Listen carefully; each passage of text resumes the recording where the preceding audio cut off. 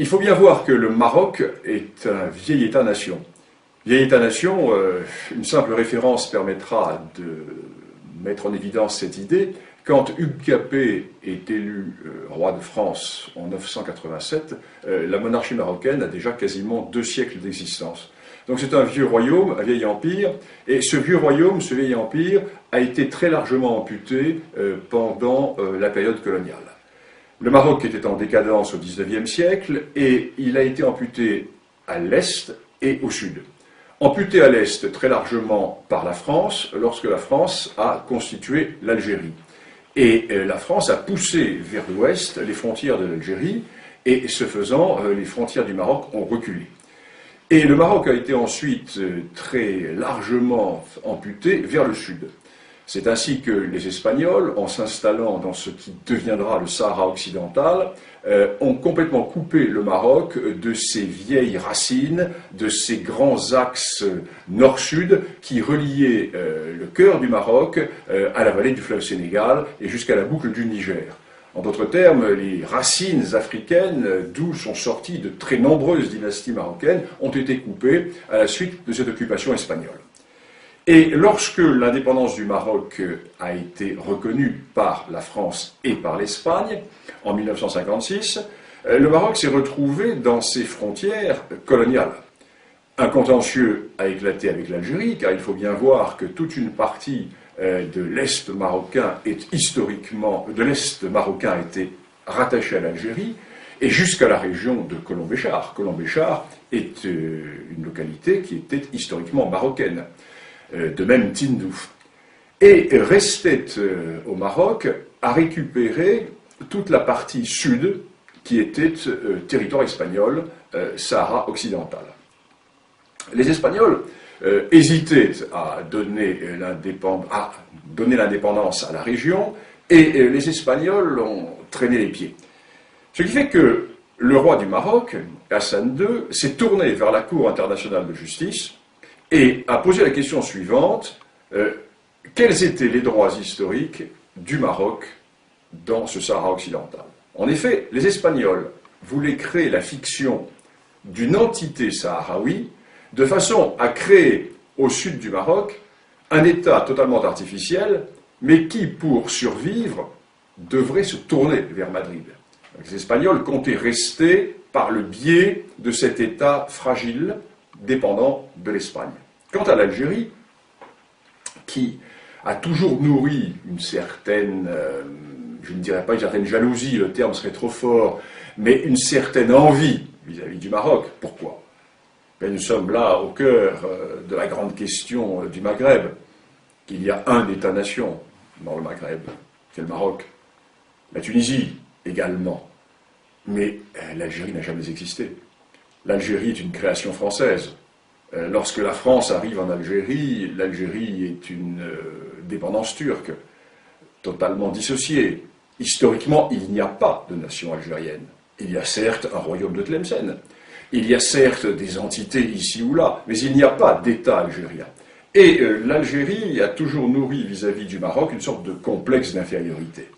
Et l'Algérie ne voulait absolument pas que le Maroc puisse récupérer le Sahara occidental. Pourquoi? Mais il suffit de regarder une carte. L'Algérie est un État accroché au littoral méditerranéen du nord de l'Afrique, avec un énorme appendice qui s'avance vers le sud, à travers le Sahara, appendice totalement artificiellement rattaché à l'Algérie par le général de Gaulle, alors que le Sahara n'a jamais été algérien, puisque l'Algérie n'a jamais existé. Et cette Algérie est donc géopolitiquement coincée dans la Méditerranée. Alors que son voisin marocain, qui ne dispose pas de ces richesses, a lui une immense façade atlantique. Et la récupération du Sahara occidental fait que le Maroc se retrouve avec plusieurs milliers de kilomètres de littoral atlantique, ce qui fait que le Maroc est totalement tourné vers le grand large. Le Maroc est totalement tourné vers cet océan des grands contacts océaniques. Ce qui fait que l'Algérie se trouve coincée dans cette Méditerranée, qui est un lac. Il suffit de fermer le détroit de Gibraltar et la Méditerranée est totalement asphyxiée. Tandis que le Maroc, lui, n'a pas cette géopolitique de l'enfermement. Le Maroc est tourné vers le grand large. Donc, l'Algérie va soutenir la position espagnole, qui est de créer une entité artificielle, un État artificiel sahraoui, qui permettrait à la fois à l'Algérie d'avoir une sorte de débouché vers l'Atlantique, et qui permettrait au Maroc à l'Espagne, pardon, de maintenir une certaine position dans la région.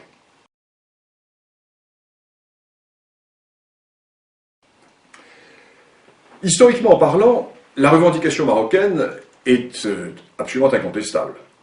Elle est incontestable pourquoi?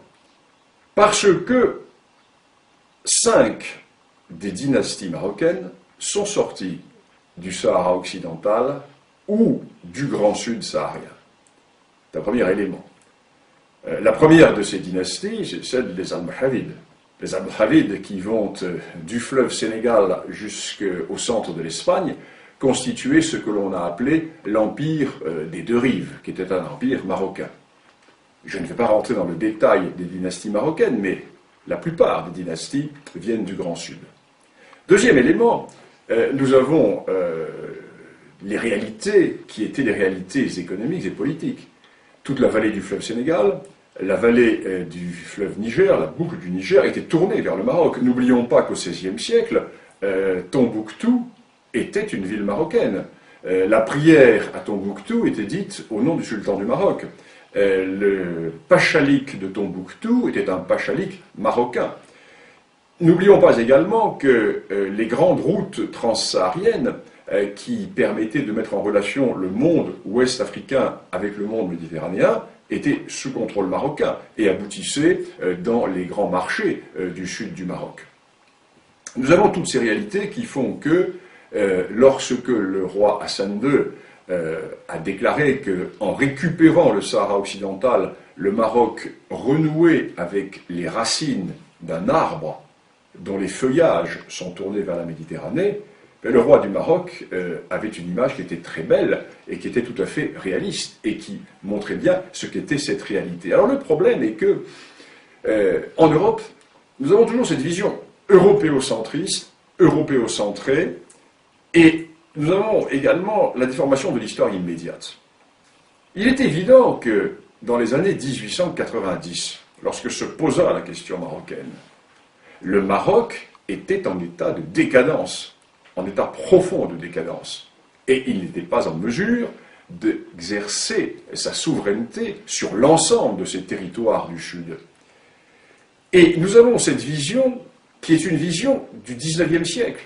Or, la véritable réalité politico-historique et géopolitique de cette région est largement antérieure au XIXe siècle. Ce qui fait que si nous faisons un peu d'histoire, et c'est l'intérêt de cette discipline, si nous faisons un peu d'histoire, nous constatons que, par le passé, le Maroc, effectivement, avait des droits qui s'étendaient, j'allais dire, bien au-delà du Sahara occidental, qu'il a récupéré depuis 35 ans, car, sans déplaire à nos amis mauritaniens, nous devons également reconnaître que la Mauritanie n'a jamais existé, et que la Mauritanie actuelle a été, du moins dans sa partie nord, très largement une dépendance marocaine jusqu'au début du XIXe siècle, puisque les émirs des tribus du nord de la Mauritanie étaient investis par le sultan du Maroc. Alors nous sommes là dans une réalité tout à fait intéressante qui fait que le Maroc, puissance continentale, se retrouve être une puissance maritime. Et tout le cœur de la question repose à Alger.